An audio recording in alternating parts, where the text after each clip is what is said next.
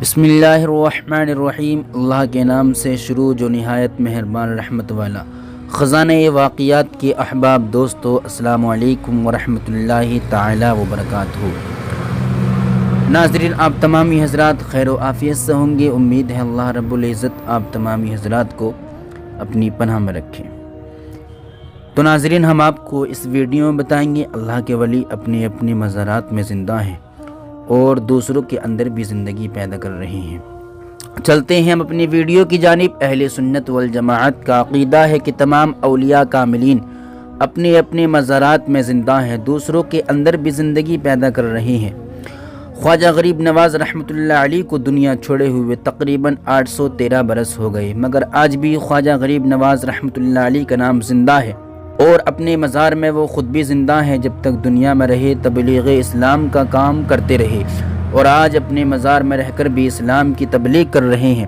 اگر کسی کو میرے خواجہ کی زندگی دیکھنا ہو تو عرس کے ایام میں اجمیر چلے جاؤ اور خواجہ کے آستانے پر جا کر دیکھو ساری دنیا سے لوگ کس طرح کھینچے چلے آ رہے ہیں۔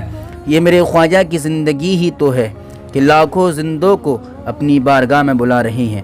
یہ میرے خواجہ کی کرامت ہی تو ہے کہ ان کے در پر بے شمار عاشقوں کا میلہ لگا ہوا ہے۔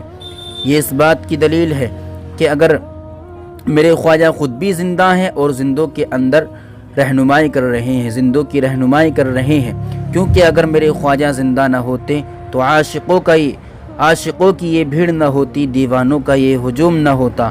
اگر ان بدعقیدوں کے مطابق اولیاء اللہ مر کر مٹی میں مل گئے ہوتے تو ان کے آستانوں پر زندوں کا یہ ہجوم کیوں ہوتا؟ اس لیے ہم کہتے ہیں جس طرح ہمارے نبی زندہ ہیں اسی طرح ہمارے ولی بھی زندہ ہیں، ہمارے خواجہ بھی زندہ ہیں۔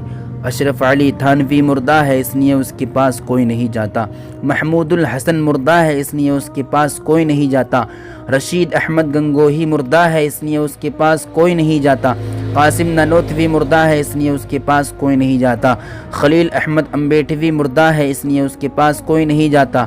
ہم اپنے نبی کو زندہ مانتے ہیں اس لیے ان کے روضوں پر جاتے ہیں، صحابہ کو زندہ مانتے ہیں اس لیے ان کی قبروں پر جاتے ہیں، شہدائے کرام کو زندہ مانتے ہیں اس لیے ان کی آستانوں پر جاتے ہیں، غوث پاک کو زندہ مانتے ہیں اس لیے ان کی بارگاہ میں حاضری دے دیتے ہیں، خواجہ غریب نواز کو زندہ مانتے ہیں اس لیے ان کے دربار پر جاتے ہیں، امام احمد رضا کو زندہ مانتے ہیں اس لیے ان کی چوکھٹ پر جاتے ہیں۔